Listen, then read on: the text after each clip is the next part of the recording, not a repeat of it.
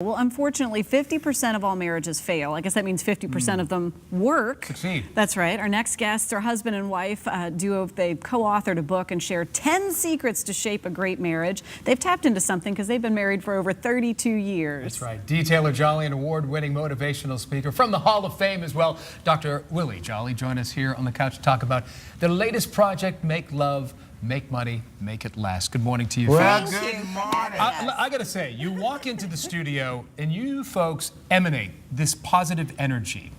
I'm sure that's not a veneer. That is something that you truly live by, and I could tell that you guys. I won the lottery. Did you hear? Yeah. Did you see that? I won the lottery. Boom. People say every day. Every day I wake up in America, you won the lottery, baby. So it's a great day. It's a great opportunity, and we've got energy because we're grateful. And so we're married 33 years. Haven't had an argument in 30 years. Because I say yes. Yeah. You say yes? Yes, Yeah, dear. right. That's not true. That's a magic phrase. Yes, dear. Yeah, that's not quite true. But Wait a minute. I sense runs a disagreement. No, we disagree. We disagree. We just don't argue. And that's a big point. Our last argument was over Chinese food. It wasn't the food. It was what it represented. And so it was... Lack of communicating. Right. And really expressing what we were feeling and thinking. That's very So important. we learned some principles that we almost broke up that night, and that's 30 years ago. And we learned some principles from mentors.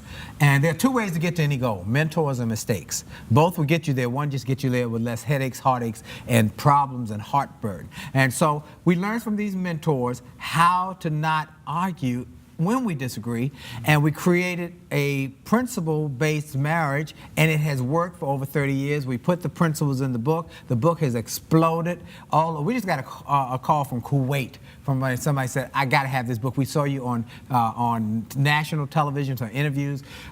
People go to the website now because we're creating a repository to help people with interviews from people who we've interviewed who've been married 40, 50, 60 years, and we do a Monday night Happily Married Monday with the Jollies on Facebook that we post there as well. Facebook Live. Yep. Mm-hmm. So we're here in Richmond. This time, I was here before for my book, A Setback is Set Up for a Comeback, and people know that book is a bestseller. But we're here because we're doing a marriage seminar tomorrow, and then I'm speaking at St. Paul Baptist Church for my friend Lance Watson on Sunday for his services to talk to people about how to transform their life, transform their thinking, and transform their relationships.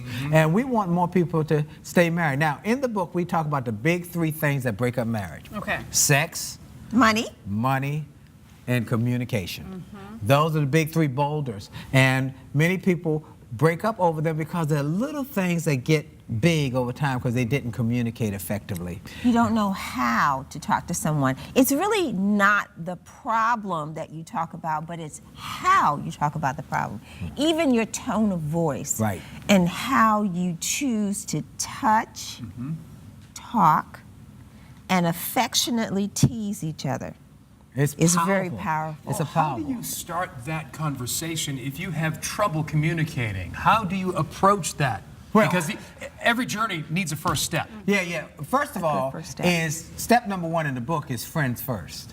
And that's a big, it sounds so simple, but you want to marry your best friend. Now, people get married for all sorts of reasons. They get married because somebody looked good. They get married because somebody had money. They had a fancy car. They needed a green card. We don't know why people get married, but when we found that in our studies and research, people who marry their best friends or become best friends. You don't have to marry your best friend to stay married, but you can become a best friend. And there's a piece in the book about how to befriend your spouse, how to learn more about them, because many times... And we need to give them an example of that. Okay, like? The talking and the touching, finding specific time to be together and to decide to study each other. Right, and then a date What night. about- yes. We talk about a date night. You must have a date night. We have had a date night for over 30 years. Even when you have no money. We had no so money. we started date night, we had nothing. Nothing. We sit. And could not afford a babysitter. So what do you It's do? the time and We sit in front of the opportunity. television and watch Thursday night television and eat Jiffy Pop popcorn before you. And they don't have And that you're anymore. together. We were Yes. together. And we could not talk about the children. No children. Could not talk about the bills No and the bills. problems. What brought us together originally. Because you weren't talking about the kids or the problems and the Right. bills That's when right. you started. Right. That's right. You Relationship. What got are it. hopes and dreams? What are you looking forward to? What can we do together? I like being with you. So we want because to give of- everybody the chapter about disagreeing, because believe it or not, people who we have talked to, we have counseled, we have had communication with, they break up over little things that become big. That chapter about disagreeing, we give away free. We want to save with this book 1 million marriages and enhance 1 million more. That's our goal. So go to jolleymarriage.com, jolleymarriage.com. Jolley with an E. Jolley. It's not available on Amazon because we want you to buy 2 copies, and we made it affordable for 2 copies so you can read it at the same time together. And then you can make notes of each chapter. The interesting thing about our book is that while we agree as to the 10 tips, secrets, we each have our own take on what that looks like based upon what we brought to the table. Right. That is powerful. It's critical. You mentioned those 3 key areas where typically you find the trouble, Right. right? Does it start in one area and trickle in the others? Communication is the communication The is the one that common common thread. goes through. When you stop communicating, then you start what we call stamp collecting. Stamp collecting. When we were growing up, y'all were growing up, people watching were growing up, there was a thing called S&H green stamps. Yes. And you went to the store, you got an S&H green stamp, you put it in a book, you collected, stored it up, and then you went to the redemption center, you got you a television. Well, here's what happened in relationships. They store it up, and then they can't take it no more and explode. Without the other person know why. Why are you angry? What happened? Coming What out did of the I blue. do? Out of just having this explosion over something small like a toothpaste not cap, and it's explode because they have stored it up. So we say don't stamp collect. When you have a feeling hurt or you have some problem, talk about it. And there are 4 F's we give people about difficult conversations. Be friendly, be frank, be fair, and be focused on a positive result. You both want to win. Yeah. Why did you get Go mad? into it thinking like you are going to work this out, right. not Yes. as Yeah. a battle. Not beating somebody up, not taking advantage of the other person. Folks, we have Common about 2 ground. minutes left here, but I want to get to, there's one chapter, leave the drama with the mama. Dream the drama with your mama. But it's so difficult in this high-pressure age right now, especially with social media and things. Reality shows. Reality shows. How do you leave the drama with the mama?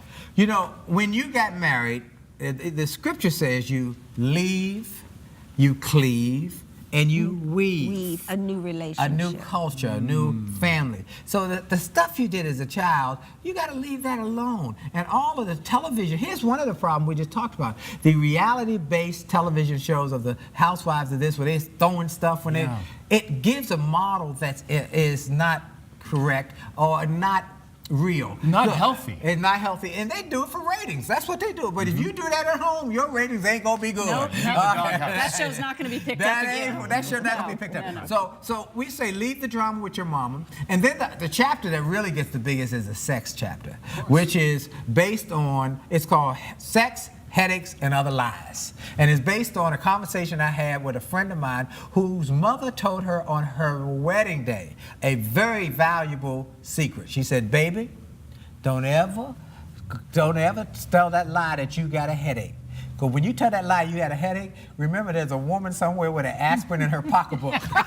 I think it's important, since we're talking about communication, sex, headaches, and other lies, the power of intimacy Yes. and Yes. security. Yes. And that's a different form of communication. I'm just going to put that out there. Right. And for every wife that has an aspirin, so does your husband. That's So right. Real quick, intimacy. Gentlemen, any gentleman who watching this show right now, any man, listen carefully what women need. They need it. I want you to hear this because often you've never heard it. Women need intimacy and security.